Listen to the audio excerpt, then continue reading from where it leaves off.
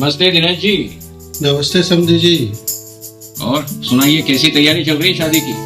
जी आप फिक्र क्यों करते हैं समधी जी, शादी से पहले सब तैयारी हो जाएगी। मतलब आपने अभी तक कुछ तैयारी नहीं की? समधी जी शादी से पहले सब हो जाएगा, आपको किसी भी प्रकार की शिकायत का मौका नहीं मिलेगा। हाँ दिनेश जी, हम भी वही चाहते हैं। आप ऐसा काम करें कि हमको शिकायत का मौका ना दे। कहीं ऐसा ना हो कि हमारी बिरादरी में हमारी नाक कट जाए। और एक बात और बता दूं दिनेश जी, हमारे बेटे के लिए बड़े और अमीर घर से रिश्ते आए थे, लेकिन क्या करें, हमारे बेटे को आपकी बेटी सुमन ही पसंद आई। देखिए दिनेश जी, इसलिए उसकी खुशी के लिए रिश्ता कर रहे हैं। और रही बात रीति रिवाज की, तो वो तो आपको पूरी करना ही पड़ेगी। अरे नहीं नहीं समधी जी, आप बिल्कुल भी चिंता मत करें, मैं सब तैयारी कर लूंगा, आप निश्चिंत रहिए। ठीक है, मैं फिर कॉल करूंगा। ठीक।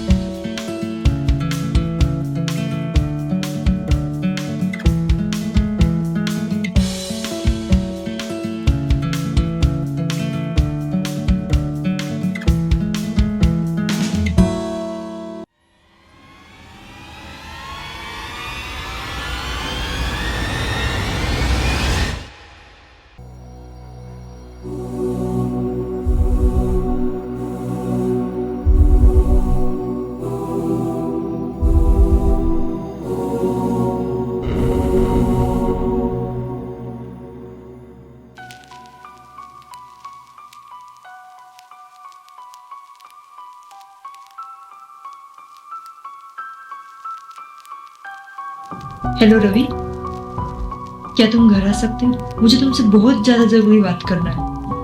अरे मेरे बगैर तो कुछ काम क्या करो यार।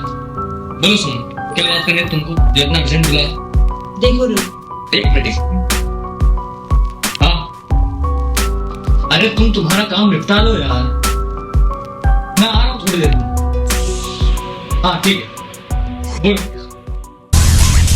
एक मिनट, कितने बार बोला है, मेरी बात सुनो। जो मैं बोल के आया हूँ वो दोनों कंटेनर निकलवा दो। हाँ ठीक, आओ तुम निकलवाओ, मैं आ रहा हूँ। बोलो, अरे बोलो जल्दी। अब बोलोगे, मुझे जल्दी जाना भी है, इतना टाइम थोड़ी है मेरे पास यार। देखो रवि, हाँ। बहुत जल्द हमारी शादी होने वाली है। और शादी के बाद पति पत्नी एक होते हैं और उनसे जुड़ी हर प्रॉब्लम्स भी एक होती है। तुम अच्छे से जानते हो, मैं एक मिडिल क्लास फैमिली से हूँ और जिंदगी भर मेहनत करने के बाद पापा ने जो पैसा जमा किया था, वो सारा पैसा मम्मी के इलाज में लग चुका है। हाँ। और यहाँ तक कि ये घर भी गिरवी रखा हुआ है। फिर भी तुम्हारे पापा ने जो दहेज की डिमांड की है, वो सब मेरे पापा अरेंज करने में लगे हैं। वो कुछ कहते नहीं, लेकिन उनकी हंसी के पीछे का जो दर्द है, वो सब मुझे दिखाई देता है। उनके लिए बेटी भी मैं हूँ और बेटा भी।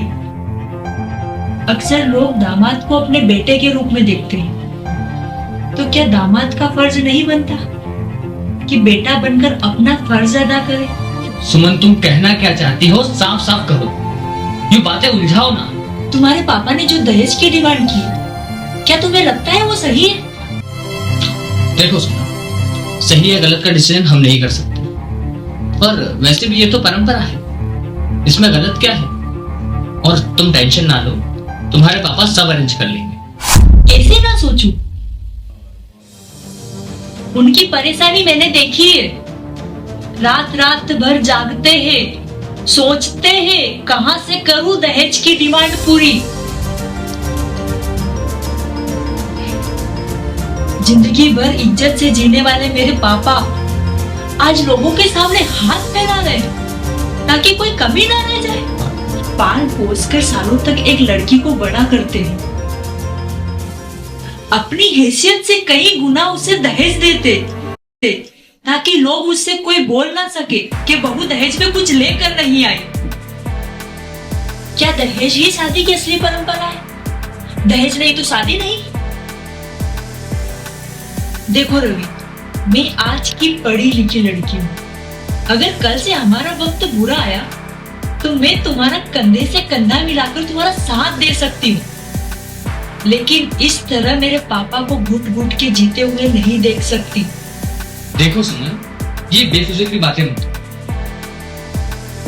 दहेज देना कोई बुरी बात नहीं, और तुम्हारे पापा जो भी दहेज में दे रहे हैं वो सब हमारे ही तो काम आना है।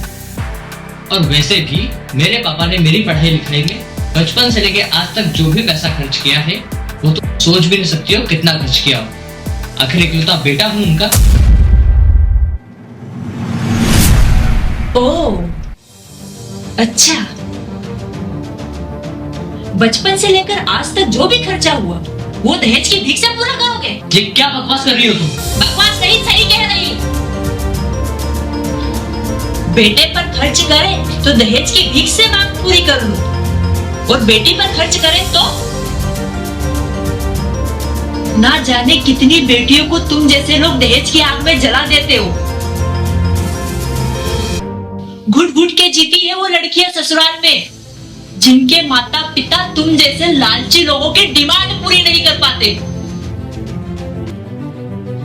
और लोग कहते हैं लड़की की किस्मत ही ऐसी थी, लेकिन नहीं, मैं अपनी किस्मत खुद लिखूंगी। मैं अभी जाके पापा को रिश्ता तोड़ने को बोलता। तुम्हें कुछ कहने की जरूरत नहीं है, क्योंकि ये रिश्ता मैं खुद तोड़ती हूँ।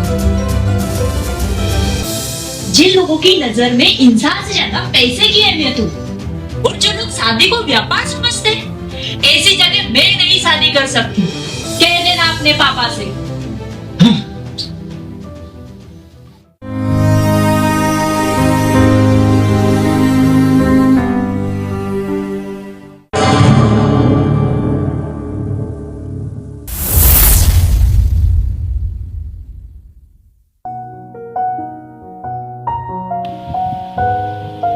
पापा, बस बेटा, कुछ मत बोल। मैं तो तुझे अब भी छोटा ही समझता था। सोचता था तू अभी नादान है, लेकिन तू तो समझदार हो गई। आप बैठ।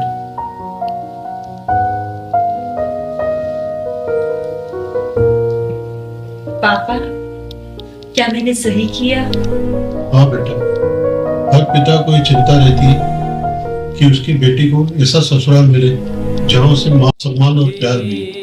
तेरी माँ के जाने के बाद मुझे यही चिंता लगी रहती थी कि तेरा विवाह किसी भी तरह ऐसे संपन्न परिवार में हो जाए कि वहाँ किसी भी चीज की कमी न रहे। लेकिन बेटा, ये भी जरूरी है कि वो परिवार दहेज का लालची न हो, जिससे कि तू भी खुश रहे।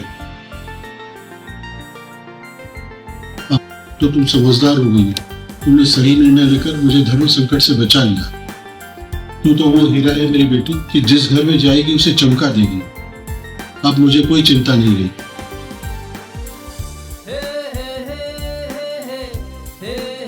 आप भी हमेशा ध्यान रखें कि ज्यादा दहेज देने से आपकी बेटी खुश और सुरक्षित नहीं रहेगी। उसके लिए हमेशा ऐसे परिवार का चयन करें जो कि शादी को व्यापार न समझे और आपकी बेटी को बहू नहीं, अपनी बेटी समझकर अपनाए। मात पिता के मन को पढ़ ले, मात पिता के मन को पढ़ ले, ऐसी होती हैं बेटियां। हर रिश्ते को स्वयं में समाहित कर ले, हर रिश्ते को स्वयं में समाहित कर ले, ऐसी होती हैं बेटियां। इतना कोमल, इतना मोहक रिश्ता ना दूजा कोई है।